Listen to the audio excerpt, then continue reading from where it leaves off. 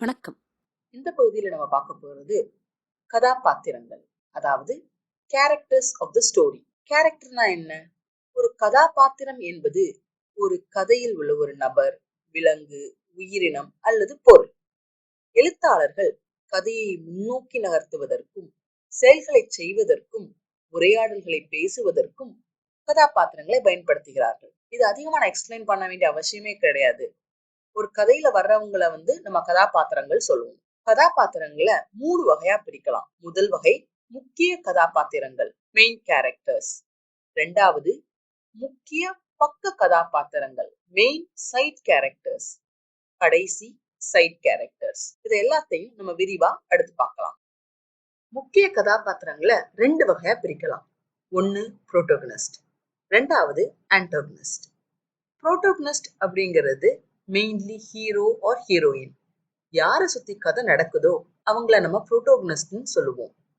Most of the times இவங்க எடுக்கிற முடிவு, ரியாக்ஷன்ஸ் தான் கதையை முன்னோக்கி நகர்த்திட்டு போகும். அடுத்து ஆன்டோகனிஸ்ட். சுருக்கமா சொல்லணும்னா வில்லன்ஸ். வில்லன்கள் ஒருத்தரா இருக்கலாம், இல்ல பல பேரா கூட இருக்கலாம். இவங்க தான் புரோட்டோகனிஸ்டுக்கு பல பிரச்சனைகளை உருவாக்குவாங்க. பல சமயங்கள்ல வில்லன் நமக்கு யாருன்னு ஸ்ட்ரெயிட் ஃபார்வர்டா முன்னாடியே தெரிஞ்சிடும். சில சமயங்கள்ல அவ்வளவு கிளியரா தெரியாது. அந்த மாதிரி கேரக்டர்ஸ நம்ம கிரே கேரக்டர்ஸ் அப்படின்னு சொல்லுவோம். மனுஷங்கள்ல யாருமே வில்லனா பிறக்கிறது கிடையாது. மோஸ்ட் ஆஃப் த டைம் வில்லனா மாத்தப்படுறாங்க. அப்படி எழுதுற கேரக்டர்ஸ் ஆடியன்ஸோட மனசுல நல்லா பதியும். சிம்பிள் எக்ஸாம்பிள் சொல்லணும்னா பேட்மேன்ல வர்ற ஜோக்கர் கேரக்டர் சொல்லலாம். அடுத்து நம்ம பார்க்க போறது முக்கிய பக்க கதாபாத்திரங்கள், மெயின் சைட் கேரக்டர்ஸ். இவங்களை இங்கிலீஷ்ல டியூட்டராகனிஸ்ட் அப்படின்னு சொல்லுவாங்க. இவங்க மெயின் புரோட்டகனிஸ்டா இல்லாட்டாலும் கதையில ரொம்ப முக்கியமான பங்கு வகிப்பாங்க. கதை இவங்களை சுத்தி நடக்காட்டாலும் கதை சொல்லும் விதத்திலையும் மெயின் கேரக்டர்ஸோட ஜேர்னி இவங்க இல்லாம முன்னோக்கி போகாது. கடைசியா வர்றது பக்க கதாபாத்திரங்கள், சைட் கேரக்டர்ஸ். இங்கிலீஷ்ல இவங்கள டெர்ஷரி கேரக்டர்ஸ்னு சொல்லுவாங்க. இவங்க கதையை விவரிக்கும் போது அப்பப்ப வந்துட்டு போவாங்க. மெயின் கேரக்டர்ஸ் கிட்ட இவங்களோட இன்டராக்ஷனும் இருக்கும்.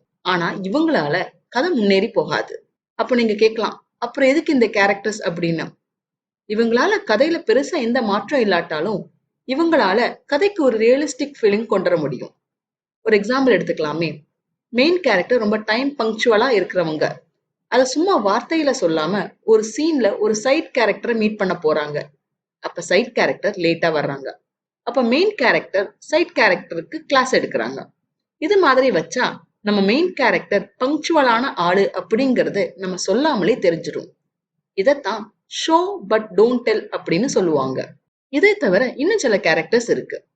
கதையில அவங்களோட ரோலை பேஸ் பண்ணி அவங்க மெயின் கேரக்டர் அல்லது மெயின் சைட் கேரக்டர்ல வருவாங்க. எக்ஸாம்பிள், ரொமான்டிக் இன்ட்ரெஸ்ட், ஹீரோ இல்லைன்னா ஹீரோயினோட லவ் இன்ட்ரெஸ்ட். இதெல்லாம் கதைக்கு அவசியம் கிடையாது, பட் பொதுவா இந்த கேரக்டர் வைக்கிறது ரொம்ப காமன். அடுத்து வர்றது ஃபாயில். சுருக்கமா சொல்லணும்னா குட்டி வில்லன் அப்படின்னு சொல்லலாம். இவங்களால மேஜர் பிரச்சனை புரோட்டகனிஸ்டுக்கு இல்லாட்டாலும் மெயின் கேரக்டர்ஸோட பர்சனாலிட்டிய பிரச்சனைகளை கொடுத்து கொண்டு வர வைப்பாங்க. என்னங்க, கதாபாத்திரங்கள் என்ன, அவங்களோட வகைகள் என்ன அப்படிங்கறது புரிஞ்சிருச்சுங்களா? சரி, இப்போ எக்ஸசைஸ். இதுக்கு முன்னாடி நீங்க எழுதின கதை கருவுல வர கேரக்டர்ஸ ஐடென்டிஃபை பண்ணுங்க. அவங்கள மெயின் சைட் அண்ட் சைட் கேரக்டர்ஸா பிரிங்க. அவங்களுக்கு சில பர்சனாலிட்டியும் கொடுங்க. கேரக்டர்ஸ்க்கு இடையே இருக்கிற ரிலேஷன்ஷிப்பை டிஃபைன் பண்ணுங்க. அடுத்த பகுதியை அடுத்த வீடியோல பார்க்கலாம்.